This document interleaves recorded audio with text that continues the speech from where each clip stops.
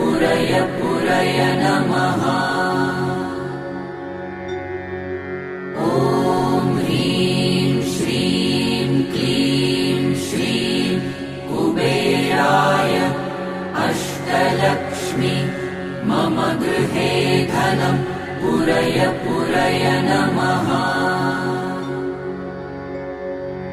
ॐ ह्रीं श्रीं क्लीं श्रीं कुबेराय अष्टलक्ष्मी मम गृहे धनं पुरय पुरय नमः।